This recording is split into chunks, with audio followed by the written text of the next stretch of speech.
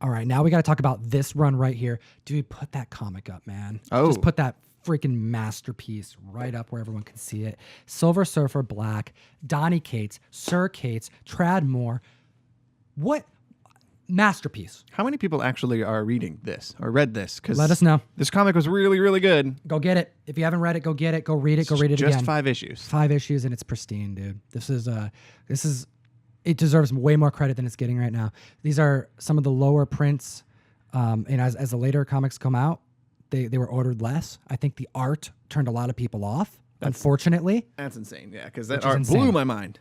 Dude, Literally. more than blew my mind. I could have read probably 3, maybe 4 standard comic books in the time that I took to read that one book right there. Yes. And there's not very much text.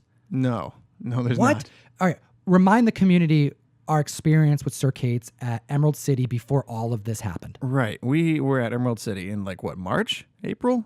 Early spring. Basically April, beginning like April 1st or something, right around that time. And if this is issue 5, then that means 5 months ago, Silver Surfer started. Surfer Black started. So we talked to Donny Cates probably like a month or 2 before. Yep. Before this run started, and he was talking to us about Absolute Carnage. He wasn't even talking about that. He was being real secretive. He's like, "Oh, look at my shirt. It's Absolute Carnage. Like, this is coming up." But this is the thing though. He was like, "Yeah, you think this is? I don't want to talk about this though." Yeah. Here, check out this art Check on out my phone. my I have phone. He pulled out his phone and showed us some black and white sketches that Tradmore had. It wasn't even sketches. It was uncolored. It was pencils. And that's important, the first issue, dude. How would you even describe what he showed us? If you've looked at this comic at all, if you have any familiarity with the way that Tradmore draws, it's very loose and very round. There's lots of just circled shapes and without colors in the comic to help you define and delineate what is what. It's all just a bunch of loopy, weird shapes. It's extremely hard to tell what you're looking at without color. And he showed us his phone, and I was taken aback. I was like, I don't even know what it is I'm looking at, but I like this. That's what he says. Like, it's gonna blow your mind, dude. It's He gonna told blow us. your effing mind. Yep.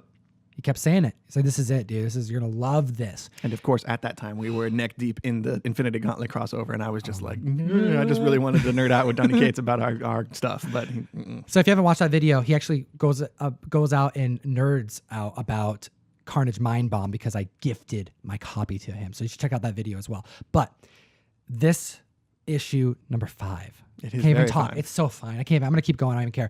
This issue is freaking perfection, dude. This is what comics are about for me. It's art.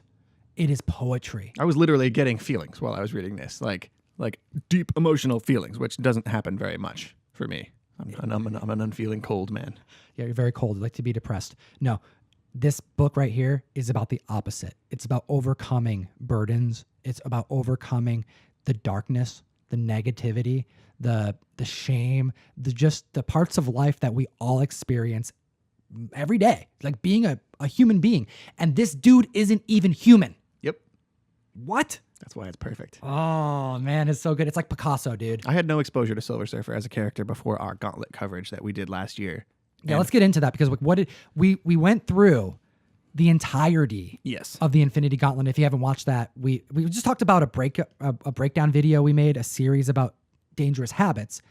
We did a whole breakdown series about Infinity Gauntlet. Every single issue. We sat here and geeked out. Yeah, in retrospect, so we should have picked something smaller, I feel like. It took because over it was here. 50 plus videos that we did. It's a long time, dude. Every single tie-in and crossover issue. We learned a lot about Silver Surfer. And all of his struggles or most of his struggles are mental. He's got a lot of baggage about the fact that he's been traveling with Galactus all this time and dooming all of these planets that Galactus has eaten and consumed. And that kind of regret and guilt is kind of at the core of his character here in Silver Surfer Black.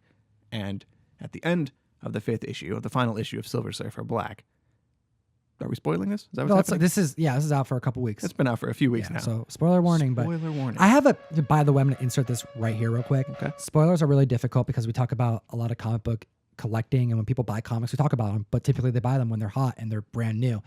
I feel like if it's after the weekend, we're working on the next issues and they're coming out, so you should have read it by now. So it's been over a week, so you should not only have read this, you should have bought it too. Should have been on your shelf. Agreed. Anyways, this story ends basically with Silver Surfer. We can't tell you how it ends without telling you how it starts. I guess we didn't do that. Do it. He goes through like a black hole at the start of this miniseries. It's related to the Guardians of the Galaxy series that Donny Cates is also writing. Silver Surfer ends up in a black hole, and it sends him back in time. And he runs into Null, actually, which is another character that Donny Cates is all over.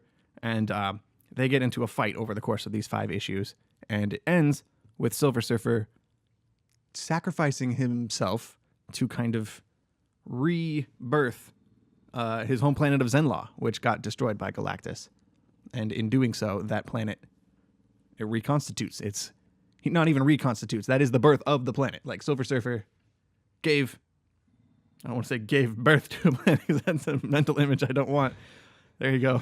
You're welcome. You're welcome, Internet. Silver Surfer created the planet of Zenlaw in the first place in the past before he was ever born on it, which is so trippy and cool. But he doesn't just create his birth planet. No. Because that planet goes on to create all. Right. So Silver Surfer ends up being kind of like the grandfather of the entire universe. The Marvel universe. Yeah. So first off, if you're not getting the art, you got to remind yourself they're in a different dimension. It's supposed to look weird. It's like Doctor Strange weird. Like, yes. Right? When you're in different dimensions and you're going through time and you're all these things, it looks different. Well, first off, this is perfect. There is no better artist for this comic book. Nope. So, boom. Perfect. Okay. This whole story is about Silver Surfer, Norrin Radd, figuring out that he has to look within himself to resolve the problem. And the problem is that he's not strong enough to overcome the dark. He cannot beat Null. He will not beat Null. Null is alive in the future. So there's got to be a different way to go about resolving the situation.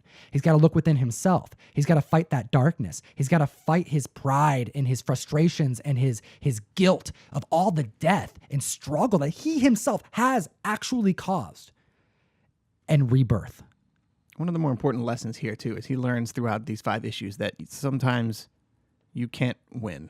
Like, there's no beating the darkness, I guess. There's some foes will always be there, and you have no ability to destroy or defeat them, so you have to learn to bring, like, balance. To overcome. Yes. And that darkness, it's not necessarily external. I mean, Silver Surfer deals with internal darkness. So this is something that we can relate to a bit. Because, there's good and there's bad in life. And in this comic book, he discovers and wants to really show the reader here, us as the fans, that regardless of how dark things are, if there is a little bit of light, if there is a little bit of positivity that you can look at to potentially overcome, you have to reach within, you have to hold on to that for your dear life. And if you're going to do anything with it, you give that to someone else. Whoa. Yeah, that was my favorite page in this whole run. I thought that was a very nice thesis statement for the whole series. Right?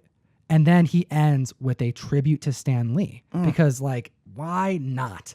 Why not? And let's actually just read it verbatim because this is a shout out to 1989, the Silver Surfer. It's a 2-parter issue series, issue number 2. It's actually written by Stan Lee too, and it was written by Stan awesome. Lee.